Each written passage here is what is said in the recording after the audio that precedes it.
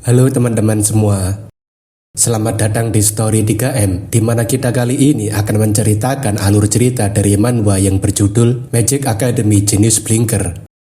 Baiklah, tidak perlu berlama lagi, langsung saja kita masuk ke dalam alur ceritanya. Pada chapter sebelumnya, Profesor Mason sangat kesal gara-gara Baek Yusol, tapi Leiden menghentikannya karena dia membuat semuanya jadi kacau. Mason mengatakan itu hanya kerusuhan biasa, tapi Leiden mengatakan tadi dia hampir saja melakukannya. Leiden mengatakan dia bisa saja dalam bahaya kalau penekannya tidak aktif, dan kalau emosinya meledak lebih dari itu kemudian lepas kendali, maka dia akan menghancurkan semua rencana mereka. Mason yang tidak bisa melawan Leiden tentunya hanya bisa meminta maaf, sembari mengatakan dirinya tidak akan mengulanginya. Leiden mengatakan apakah dia pikir meminta maaf saja bisa menyelesaikan segalanya, bahkan ketua kultus saja merasa sangat kecewa padanya. Leiden mengatakan dengan keributan yang dia lakukan sebelumnya, dia sudah kehilangan nilainya sebagai seorang profesor di Akademi Stella. Mason tentunya mengatakan dirinya masih memiliki koneksi dengan para dewan, dan insiden seperti ini masih bisa diakali.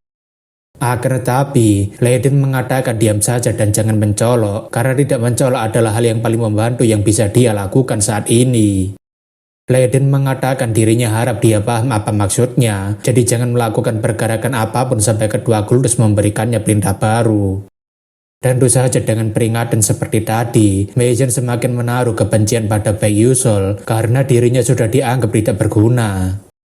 Dalam hatinya Mason, dia berpikir tunggu saja bocah keparat karena dirinya akan membalas puluhan kali lipat dari apa yang dia lakukan padanya. Keesokan harinya setelah mengikuti acara para alkemis, Baek Yusol bersama dengan Alterisa langsung kembali ke Akademi Stella. Namun dalam perjalanan, Baek Yusol merasa ini sungguh sangat disayangkan, tapi mau bagaimana lagi jika tidak bisa. Kalau saja Mason mengalami transformasi Dark Mana saat presentasi, bencana episode ke-8 mungkin bisa dicegah, berarti sekarang dirinya harus menunggu episode yang akan datang.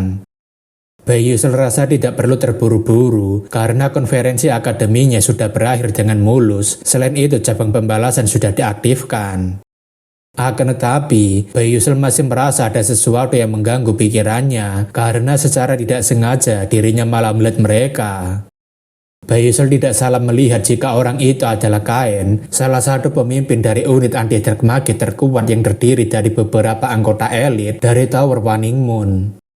Bahkan di dalam Tower of Waning Moon yang terkenal sebagai pemburu manusia terdemonik dan magi yang serupa dengan itu, unit paling kuat adalah unit ke-13 yang dipimpin oleh Kain. Kalau saja Baek Yusol tidak memiliki Sixth Sense, dirinya pasti tidak akan menyadari mereka ada di sana, dan sudah bisa ditebak jika mereka mengawasi Profesor Mason.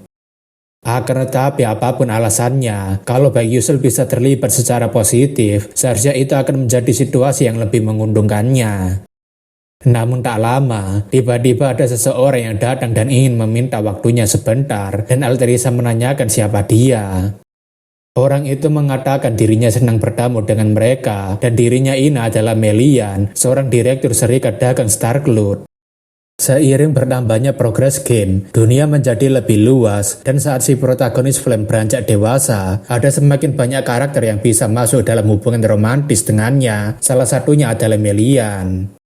Serikat dagang Starcloud terletak di jantung daratan Howell, dan berkat Red Golden Rule of Fate, dia jadi terkenal banyak orang sebagai pria terkaya di dunia. Melian seringkali menjadi opsi roman yang populer, tapi itu bukan karena kekayaan ataupun tampangnya, tapi karena dia adalah seorang ayah dari villainess Jelial. High F. Jelial, dia adalah villain yang suka menyiksa protagonis sepanjang cerita berlangsung, hingga membuat kebanyakan player sangat kesal padanya, dan pada akhirnya mereka menemukan cara terbaik untuk membalasnya. Cara itu adalah dengan mengambil rute Melian dan menikahi orang yang paling Jelial sayangi, yaitu ayahnya sendiri, tapi Baek Yusol itu malah menjadi sebuah komedi. Baek Yusol memang menduga jika dia akan muncul, tapi dirinya tidak menyangka akan langsung bertemu dengannya di sini, jadi dirinya harus memperkesan yang baik padanya. Melian menanyakan apakah dia adalah korespondensi yang tidak mau disebutkan namanya, dan apakah dirinya diperbolehkan untuk menanyakan namanya. Baek Yusol tentunya memperkenalkan dirinya sebagai Baek Yusol, kelas S tahun pertama Akademi Stella. Melian mengatakan langsung saja ke intinya, dirinya datang kemari untuk menawarkan kontrak eksklusif kolaborasi teknologi Alterisa dengan serikat dagangnya. Melian mengatakan ketentuan yang mereka tawarkan juga sangat baik, jadi dia boleh memeriksanya terlebih dulu apakah mereka cocok dengannya atau tidak. Melihat kontrak yang telah ditunjukkan, Alterisa tentunya sangat terkejut karena mereka akan mendapatkan persediaan material tak terbatas, dukungan teknis, dan lain sebagainya. Alterisa tentunya sangat yakin jika dengan proposal kerjasama ini, dirinya bisa mewujudkan impiannya menjadi seorang alkemis hebat dan Baek Yusul pasti juga akan senang.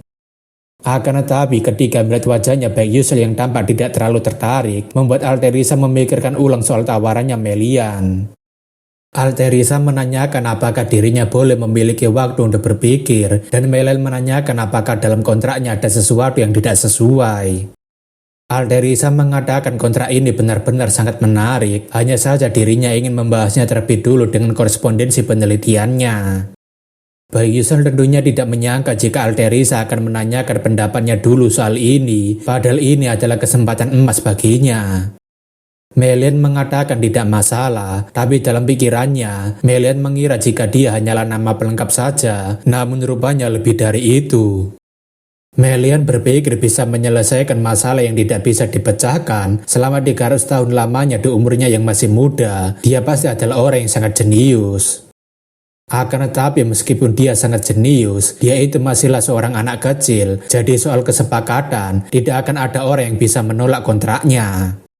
Melian mengatakan dirinya tidak masalah jika mereka ingin mendiskusikannya sebentar. Lagi pula ini adalah awal dari kerjasama mereka. Akan tetapi, Baek Yusul dengan entengnya mengatakan dirinya meminta maaf karena dirinya harus menolak tawarannya. Melian tentunya sangat syok karena ini adalah pertama kali kontraknya ditolak oleh seorang siswa dan itu jauh dari perkiraannya. Melian menanyakan apakah dirinya boleh tahu alasannya. Kalau kontraknya kurang memuaskan, dirinya tidak masalah kalau dia menambahkannya. Baek Yusul tahu jika Melian adalah seorang pebisnis yang sangat cerdik, tapi dia juga adalah tipikal orang yang tidak akan pernah membagikan apa yang telah menjadi miliknya. Kalau sampai teknologi Alterisa terikat padanya, hanya barang-barang populer saja yang akan diproduksi massal, dan itu pasti akan membatasi keberagaman, keunikan, bahkan performa dari barang itu sendiri. Eksklusivitas yang berlebihan juga akan mencegah banyak makin menggunakan alat ini, dan karena kepentingan bisnis mendominasi, maka akan membuat manusia terdemonik akan mengejar ketertinggalan secara teknologi. Baek Yusul mengatakan tidak ada masalah dengan ketentuan kontraknya, tapi dirinya tidak ingin ada kontrak eksklusif dan Melian menanyakan apa maksudnya. Baek Yusul mengatakan teknologi ini yang merupakan gabungan rekayasa sihir dan alkimia akan sangat mempengaruhi baik pada keseharian manusia maupun pada pengembangan peralatan sihir dan dirinya ingin lebih banyak penyihir bisa menggunakan alat-alat ini. Melian mengatakan impian besarnya itu sangat mulia, tapi impian itu memerlukan banyak uang yang besar dan Baek Yusul mengatakan dirinya sudah bertemu dengan beberapa investor sebelumnya. Melian menanyakan apakah dia berniat untuk menyetujui kontrak dengan mereka semua, jadi itu artinya apakah dia akan memotong sebagian besar benefit yang dirinya tawarkan. Baek Yusul mengatakan tepat sekali, harus dirinya akui bahwa tawaran itu sangat menarik dan dirinya hampir saja langsung menerima tawarannya. Oleh karena itu, Baek Yusul memberikan sebuah usulan yang lebih baik dengan memberikan harga yang lebih mahal dan juga kualitas yang premium. Baek Yusul mengatakan mereka akan mengedepankan barang-barang agar dapat tersedia secara luas, tapi untuk kualitas yang lebih tinggi akan berbeda. Baek Yusul menawarkan pada Melian untuk membuat sebuah kontrak eksklusif dengan serikat dagang Starcloud untuk menciptakan sebuah brand baru. Melian mengatakan dirinya mau-mau saja, tapi apakah barang premium itu bisa terjual karena dirinya tidak mau berinvestasi pada sesuatu yang merugikan. Baek Yusul mengatakan tepat sekali, karena itu dirinya tidak memintanya untuk mendatangani kontrak secara langsung. Baek Yusul mengatakan dalam setengah tahun, mereka akan menyelenggarakan pameran investor khusus untuk Tuan Melian. Jika produk yang mereka hadirkan dapat memenuhi standar ataupun ekspektasinya, tolong setujui kesepakatan pembuatan brand eksklusif tersebut. Melian mengatakan perkataannya itu cukup meyakinkan dirinya, jadi mereka akan memutuskan setelah dia berhasil melakukannya. Melian kemudian berpamitan sembari memberikan messenger paper yang berisikan kontaknya jadi dia bisa menghubunginya jika dia sudah siap. Ketika Melian sudah pergi, Baek Yuseol mengatakan dirinya kira bakal mati karena gugup dan Alterisa menanyakan bagaimana bisa orang gugup begitu santai. Baek Yuseol mengatakan dirinya serius, tapi dirinya tidak bisa menunjukkannya karena harus tetap tenang. Alterisa tentunya mengatakan jika Baek Yuseol memang sangat hebat karena dia bisa berhasil membuat penawaran seperti tadi. Baek Yuseol rasa jika pekerjaan yang satu ini sudah beres, jadi sekarang dirinya akan bersiap untuk menjalankan klubnya saat kembali. Beberapa waktu kemudian ketika kelas dimulai, Profesor Mason yang seharusnya mengajar malah tidak datang dengan alasan dia sedang tidak enak badan dan akan digantikan oleh profesor lain. Baek Yuseol tidak menyangka jika orang tidak tahu malu itu malah menghilang, padahal biasanya dia itu tidak tahu malu. Di alur cerita aslinya, selama episode ke-8, Mason mengamuk dan mengakibatkan kerusakan yang sangat besar di dalam Akademi Stella. Tapi setelah kejadian kemarin, Baek Yuseol yakin akan adanya perubahan alur ceritanya. Entah kejadiannya akan dimajukan atau tidak, dirinya harus segera mempersiapkan segala sesuatunya sebelum kemunculan Mason tiba. Bukan cuma Mason, tapi Alterisa juga tidak muncul di dalam akademi, jadi sepertinya dia sedang menderita namun bahagia di dalam Alchemist Tower. Beberapa siswa akademi saat ini sedang membicarakan soal Alterisa yang telah berhasil memecahkan teknik persilangan mana alkimia, tapi identitas dari korespondensinya dirahasiakan.